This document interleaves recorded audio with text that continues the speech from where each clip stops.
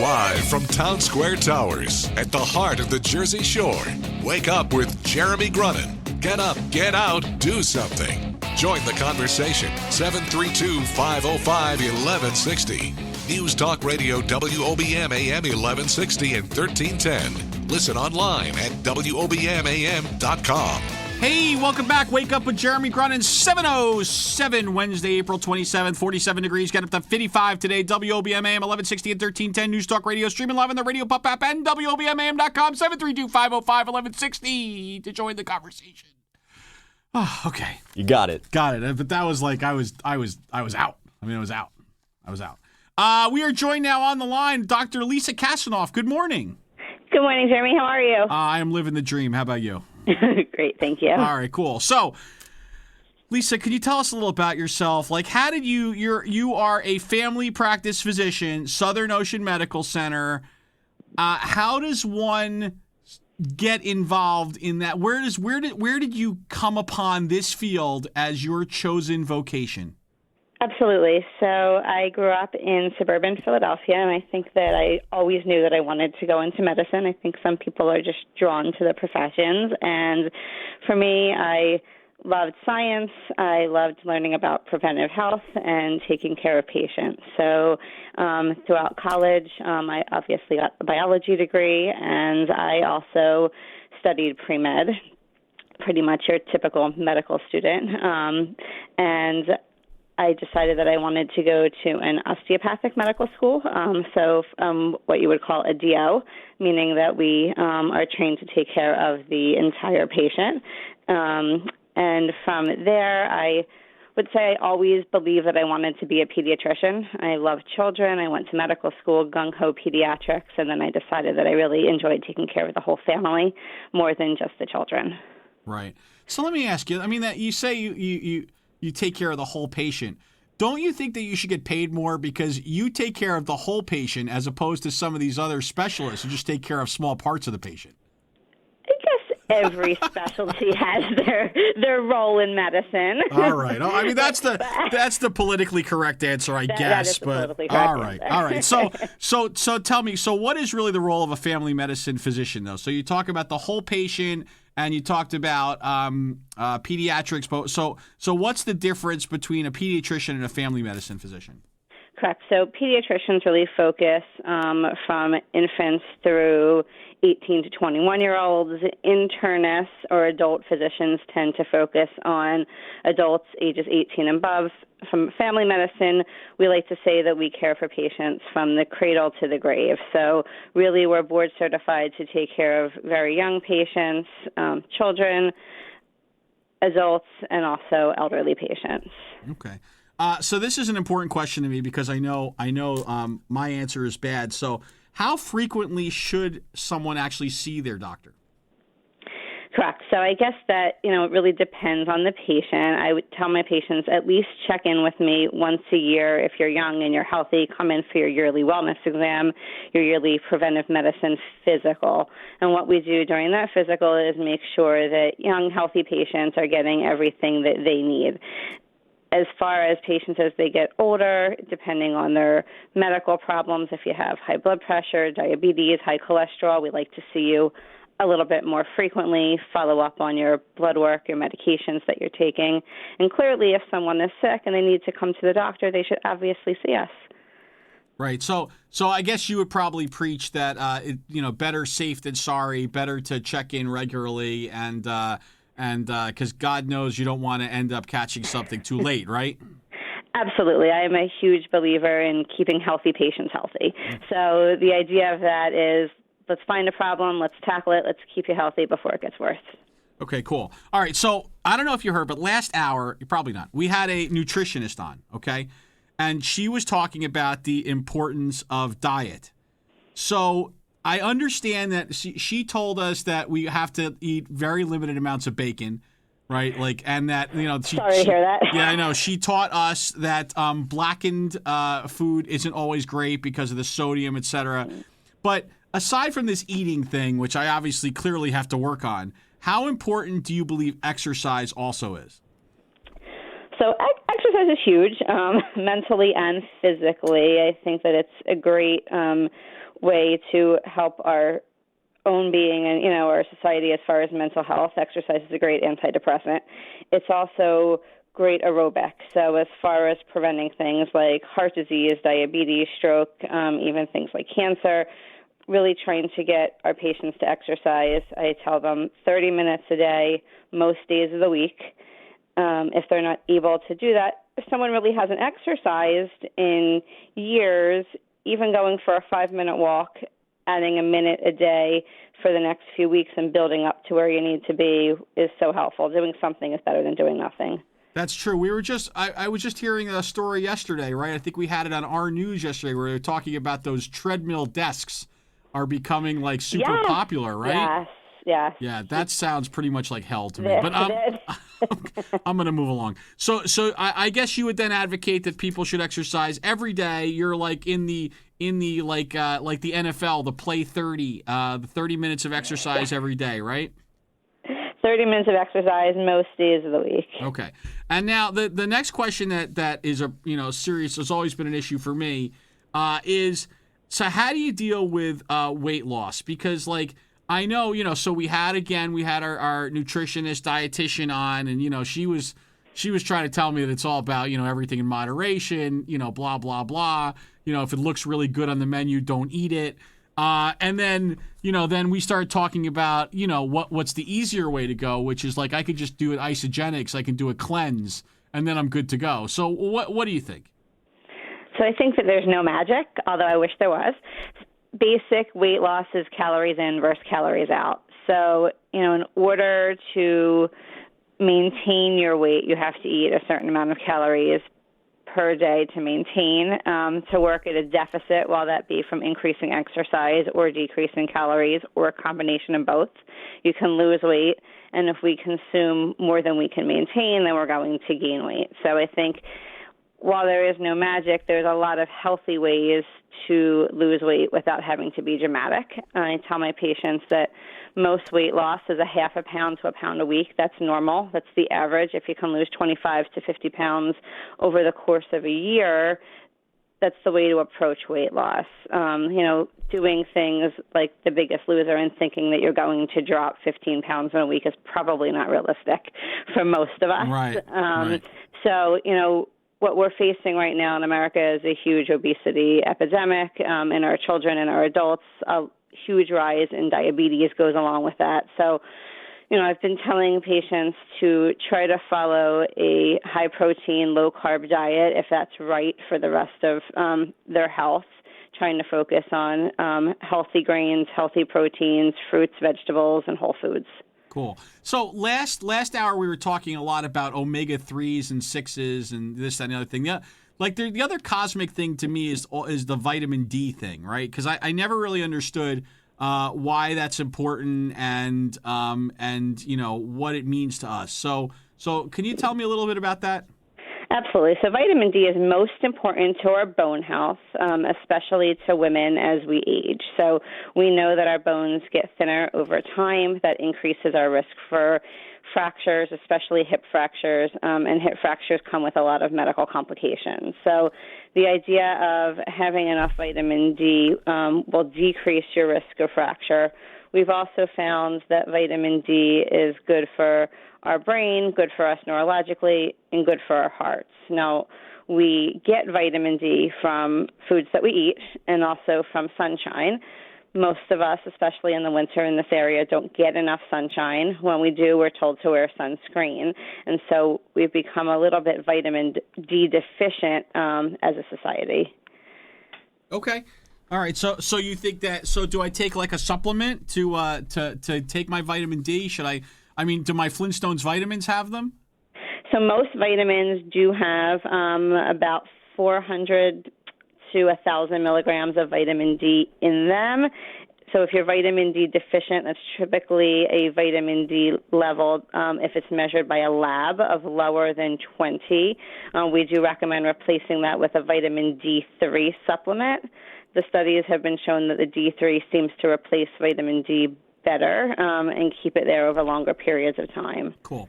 All right. So when we come back, I need your help because I am so confused by the whole allergy versus sickness thing. Because, I mean, I can't tell when somebody is sick versus when somebody has an allergy, and I don't even know if they can tell. So can you help us with that when we come back? Absolutely. All right, Dr. Question Lisa. I get every day. Oh, good. Then we're going to ask it again bright and early for you today. Dr. Lisa Kassenoff, family practice physician, Southern Ocean Medical Center. Wake Up with Jeremy Grunin. Back after this. Rush Limbaugh today at noon. More Wake Up with Jeremy Grunin coming up next. News Talk Radio, WOBM AM 1160 and 1310. Make a difference at the Jersey Shore. 732-505-1160. Wake Up with Jeremy Grunin. News Talk Radio, WOBM AM 1160, 1310, and WOBMAM.com. Hey, welcome back. Wake Up with Jeremy Grunin. We are back with Dr. Lisa Kassenoff, a family practice physician at Southern Ocean Medical Center. Okay, Dr. Lisa, can I call you Dr. Lisa? Absolutely. All right, that's cool. That's fun. Okay, so allergies versus not allergies. How do I know? What do I do? What? Come on, help me out here. Sure. So right now we are definitely seeing a very high pollen count from trees that have been blooming actually since the winter. So the pollen this time of year starts around January and February and tends to peak April, May, and June, and that's pollen from tree allergies that are blooming. Allergy sufferers typically know their symptoms year in and year out. It's the itchy eyes, the runny nose, a scratchy throat, sometimes with or without an itchy rash. They tend to be relieved with antihistamines, medications that we can buy over the counter, as opposed to someone that gets sick. They don't see it coming. They're typically more stuffy of a nose, cough, congestion, fevers, chills, body aches, more of that.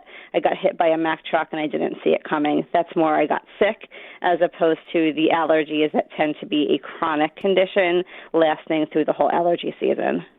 Okay. Does that help? Yeah, it does actually. But so here's the other thing that blew me away is so the whole flu thing this year. Did I hear this right? That there's like this new like strain of flu that kind of smacked everybody around, even if they got the flu shot? So the problem with the flu virus, yes, is that it is always changing. It's always replicating, and when that happens, it mutates, and when the flu mutates, we all get our flu vaccines. We do the best we can, but sometimes the best isn't good enough. And yes, you can definitely still get the flu, even if you do get the flu vaccine, although it is our best protection against the flu. This year, I think we tend in New Jersey, at least in this area, to see a little bit of a later flu season. We're seeing the flu much more in February, March. Even now in April, we usually see it a little bit earlier. But we definitely think it's important for everybody to get their flu vaccines, and we do the best we can every year to prevent serious complications from the flu. Yeah, I almost broke into song there because you were like, I did my best, but my best wasn't good. Anyway, nobody wants to hear me sing. Okay, moving right along. So one step beyond flu. So I feel like we're working our way up the chain of like horrible disease here. Last hour we talked food pyramid, and this year it's like the disease and sickness pyramid, because now we're up to pneumonia. I didn't even know there was a pneumonia vaccine. So maybe that's good. Maybe you didn't need to know that there was a pneumonia vaccine yet. Yeah. But there are actually two different pneumonia vaccines. They're both FDA approved, and we do recommend them for different patients at different times in their lives. So what we call the Pneumovax vaccine is a pneumonia shot that we recommend for patients who have underlying medical conditions. So asthma, COPD, patients that have heart disease, are smokers, have diabetes, and that we give through adulthood once, and everybody over 65 should have that Pneumovax once.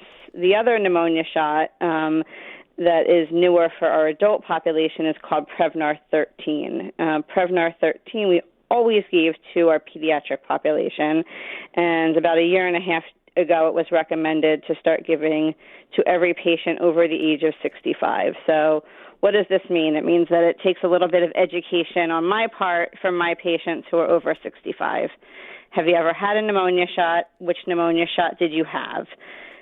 once we find that out, we can give them the correct vaccine, and a year later we vaccinate with the other one. So the reason these vaccines have numbers after them is because they cover different strains of bacterial pneumonia. Okay. And so there's many, many strains of pneumonia, and we're hoping that the more strains that we cover, the less seriously ill our older patients will get when they get pneumonia. All right, cool. So when we come back, I want to talk about my two favorite diseases from the 1800s, tetanus and pertussis. And then we're going to give you your magic wand. And then I also want to know about Meridian's Paint the Town Pink event. Can we talk about that too?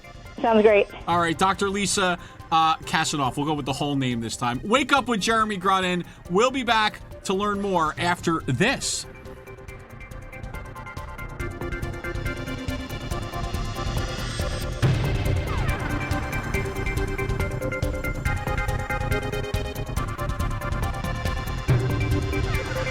Coming up next, the latest from WOBM News, the Town Square, New Jersey News Network, and Fox News Radio. Wake up with Jeremy Grunin. News Talk Radio, WOBM AM 1160 and 1310. Live from the Jersey Shore to the world. Get up, get out, do something. Wake up with Jeremy Grunin. Take the show wherever you go. Download the free Radio Pup app for your smartphone or tablet. Join the conversation, 732-505-1160. News Talk Radio, WOBM AM 1160 and 1310. Listen online at WOBMAM.com. All right, welcome back. Wake Up with Jeremy Grunin. 7:34, Wednesday, April 27th, 47 degrees, getting up to 55. WOBM AM 1160 at 1310. News Talk Radio, streaming live on the Radio Pup app and WOBMAM.com. 732-505-1160 if you want to join the conversation. That was better. Okay, Dr. Lisa Kassenoff, family practice physician at Southern Ocean Medical Center. All right, so come on, tetanus. How often, who gets this vaccine? So tetanus comes in two different vaccine formulations. One is your tetanus vaccine that you get as a child as a series until you're 5 years old. Then you get it again before you go into middle school. And again, every 10 years. And tetanus as Adacel, which also has the whooping cough part of it that we can talk about if you'd like, is something that every adult should get once in their lifetime, and then after that get vaccinated every 10 years with the plain tetanus vaccine. So tetanus in and of itself, we can get from getting scratched with rusty nails. I think almost everybody knows that. And I'm happy to say, and I hope I can say, that I've really never seen a patient get tetanus. However, whooping cough or their pertussis is really a big problem in our community and most communities, that we have seen a huge comeback in a disease that I agree should have definitely stayed in the 1800s. So the whooping cough part of the tetanus vaccine, we recommend Adacel for every woman who's pregnant, actually now during every signal pregnancy. And so the reason for that is that we're hoping to decrease the rate of transmission of whooping cough or pertussis to newborns, to infants, to children who have not yet been vaccinated or who are immunocompromised. So as adults, if you or I were to get pertussis, it would pretty much come on as the common cold, some cough and congestion. If we transmit that virus to an infant or a young child who has not been vaccinated or who has not had all of their vaccines, that virus can be life-threatening. So that's why we're really trying to raise education for adult immunizations, talk to your doctors about getting the Adacel or the whooping cough vaccine. All right. Okay. I'm telling you, whooping cough. Jeez. All right. All right. Meridian's annual Paint the Town Pink event takes place in May, which, as far as I can tell, is only a few days away. Absolutely. So what is that? So very exciting. I know before I worked as part of a Meridian office, I never really understood why Meridian was promoting breast awareness in May and the rest of us celebrate in October, and there is definitely a reason for that. And the reason for that is that what we're trying to do is promote patients to think about getting their mammograms and to raise money to help patients who are underinsured or uninsured to be able to afford their yearly mammograms. And the whole idea is to have your town or your community go pink. I know my office is in Forked River, which for the month of May will be known as Pinked River. Our office is all decked out in pink. In fact, there are some businesses around town that have pink lights outside.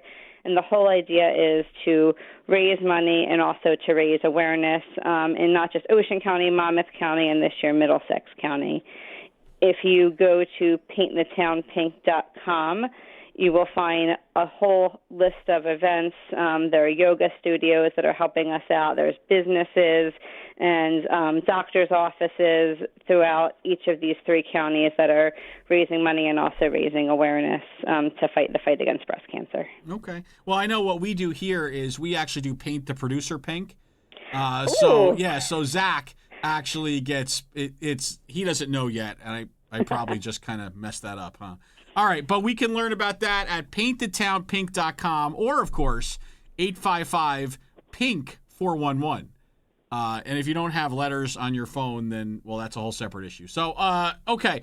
Magic wand time, Dr. Lisa. You have the magic wand. You can make a difference, make an impact, wave, sprinkle pixie dust on something, wiggle your nose, however you want to do it. What are you doing? I really just hope that, as a society, that I tell my patients all the time that the best health is preventive health. So, if we can really take time every day to take care of ourselves, to take time to see your doctors preventively, to eat healthy, to exercise, do some mind, body, whatever makes you happy and keeps you happy so that hopefully we can prevent chronic disease in the future. I think that would be wonderful. Oh, that's great. And so if folks want to get in touch with you or if they want to learn more, they just have to go into Southern Ocean Medical Center, right? Is that it? Absolutely. So my office is in Forked River, part of the Meridian Healthcare Center, and it is Meridian Health Group. All right. Thank you so much. Dr. Lisa Kassenoff, we learned a lot from you today. I learned about diseases of the 1800s. I learned about vitamin D. I learned, I learned so many things that I don't even know that I also am going to start a campaign now. I just want to wrap this up for you. I am starting a campaign where doctors that deal with the total body should absolutely get paid more than doctors that only deal with one small part of the body. Dr. Lisa Kassenoff, family practice physician, so much, Southern Ocean Jeremy. Medical Center. Thank you. Have a great day. We'll be right back with more Wake Up with Jeremy Grunin.